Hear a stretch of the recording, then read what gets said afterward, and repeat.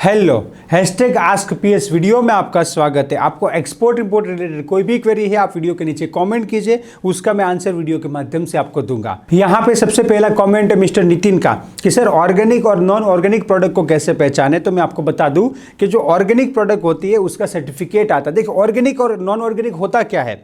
Organic product मतलब क्या, जिसमें पेस्टिसाइड और केमिकल नहीं है या नहीं डाला है उसको ऑर्गेनिक बोलेंगे, जिसको ऑर्गेनिक तरीके से उगाया गया है। अब उसके अंदर केमिकल्स पेस्टिसाइड नहीं है, वो कैसे पता चलेगा? वो टेस्टिंग से पता चलेगा। तो आपको टेस्टिंग रिपोर्ट, अगर आप परचेज कर रहे हो, कोई भी प्रोडक्ट परचेज कर रहे हो, वो ऑर्गेनिक है कि नहीं उसका टेस्टिंग रिपोर्ट आपको करवाना पड़ेगा। वो सप्लायर बताएगा, और सप्लायर का जो फार्म वगैरह है वो भी ऑर्गेनिक फार्म वगैरह होगा, तो उसका भी सर्टिफिकेट उसके पास होगा। और आपको फाइनल प्रोडक्ट आपके पास आ गया है और जानना है ऑर्गेनिक है या नहीं है, तो उसका आप टेस्टिंग रिपोर्ट करवा सकते हो। नेक्स्ट क्वेश्चन है मिस्टर इकबाल का कि सर मल्टीपल प्रोडक्ट एक्सपोर्ट करने के लिए कौन सा आरसीएमसी चाहिए और एक्सपोर्ट करने के लिए आईएसओ रिक्वायर्ड है या नहीं है। तो मैं आपको बता दूं, मल्टीपल प्रोडक्ट आपको एक्सपोर्ट करना है तो आप FIFO से एक्सपोर्ट कर सकते हो। बट यहां पे देखिए, जैसे कि अपेडा हो गया, जैसे कि पाइसिस बोर्ड हो गया, वो कंपलसरी है। आपके पास FIFO है तो भी अपेडा और पाइसिस बोर्ड तो आपको लेना ही पड़ेगा। और जनरल जो प्रोडक्ट है, फूड फार्मा केमिकल को छोड़ के जनरल प्रोडक्ट में FIFO चल जाता है। तो आप जो है मल्टीपल प्रोडक्ट जो है एक्सपोर्ट करने के लिए FIFO ले सकते हो।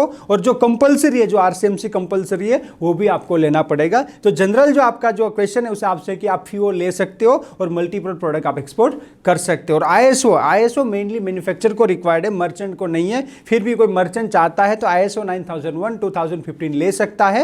और मेनली जो ISO क्वालिटी के लिए होता है, तो क्वालिटी जो है मैन्युफैक्चर मेंटेन करता है, तो उसको वो ISO लेगा और क्वालिटी को मेंटेन करेगा। Thank you for your question. Next comment है मिस्टर पवन का कि कंटेनर अमेरिका जाने के लिए कितना टाइम लगता है। तो उसको बोलते हैं TT ट्रांजिट टाइम बोलते हैं। क्या बोलते हैं? कोई भी कंटेनर लाइक मुद्रा से दुबई, मुद्रा से लाइक सिंगापुर, मुद्रा से USA जाता है तो उसको बोलते हैं ट्रांजिट टाइम। कितना टाइम लगेगा? तो अप्रोक्सीमेटली 40 to 45 डेज लगते हैं अमेरिका पहुंचने के लिए। डिपेंड ऑन शिपिंग लाइन पे रहता है। अप्रोक्सीमेटली मैं आपको बता रहा हूं तो 40 to 45 डेज लगते हैं, और ज्यादा भी लग सकता है अगर आपका ट्रांसशिपमेंट है। जैसे कि कोई कंटेनर निकलेगा, इंडिया से दुबई जाएगा, दुबई से केन्या जाएगा, केन्या से अमेरिका जाएगा, तो 60 डेज भी लग सकता है। जनरली जो है इंडिया टू अमेरिका का जो है 40 to 45 डेज का ट्रांजिट टाइम है। Thank you for your question. Next comment है शाहबाज का कि सर जो कोई बायर हमें TT या वायर ट्रांसफर पेमेंट सेंड करता है तो USD टू INR ट्रांसफर में कितना चार्जेस लगता है। वो डिपेंड रहता है बैंक टू बैंक। आपको जो है निगोशिएट करना पड़ेगा बैंक से।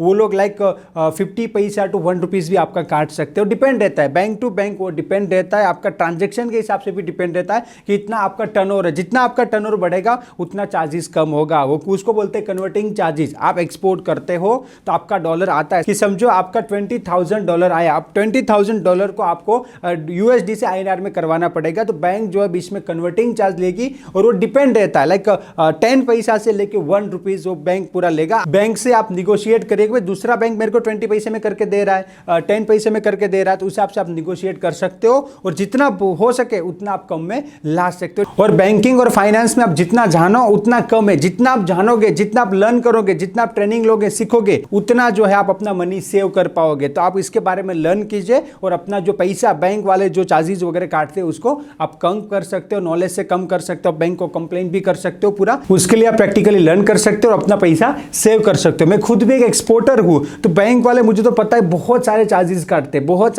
काटते हैं, बट जितना बैंक से लाइक बोले ना झगड़ा करेंगे, जितना निगोशिएशन करेंगे, उतना हमको फायदा होगा, उतना हम हमारा पैसा सेव कर पाएंगे। Thank you for your comment. Next comment है मिस्टर अमित सिंह का कि सर मुझे आपके साथ विदेश डेलीगेशन में आना है, गल्फ फूड के डेलीगेशन में आना है, तो क्या प्रोसेस रहेगा। तो मैं आपको बता दूं, मैं बहुत सारे डेलीगेशन लेके विदेश में जाता हूं, तो आप भी मेरे साथ डेलीगेशन में ज्वाइन कर सकते हो। इंपोर्ट एक्सपोर्ट प्रैक्टिकली लर्न कर सकते हो, प्रैक्टिकली लाइव आपके बायर फाइंड कर सकते हो। तो आप भी मेरे साथ डेलीगेशन ज्वाइन कर सकते हो। नेक्स्ट डेलीगेशन कब है उसकी इंफॉर्मेशन के लिए आप हमारी वेबसाइट का विजिट कीजिए, सोशल मीडिया पे फॉलो कीजिए, और मोर डिटेल के लिए यहां दिए गए नंबर पे आप कॉल कर सकते हो। तो हम आपको पूरा इंफॉर्मेशन देंगे नेक्स्ट डेलीगेशन कब है और आप इसमें कैसे ज्वाइन हो सकते हो और क्या क्या प्रोसेस रहता है, इसका पूरा हम आपको बताएंगे। आप मेरे साथ आ सकते हो, डेलीगेशन ज्वाइन कर सकते हो। Thank you for your comment. Next comment है मिस्टर जगदीप शाह का कि sir IT return compulsory export business में। तो मैं आपको बता दूं, देखो आईटी रिटर्न जो है वो लाइक बंदे का होता है और कंपनी का होता है। तो देखो आप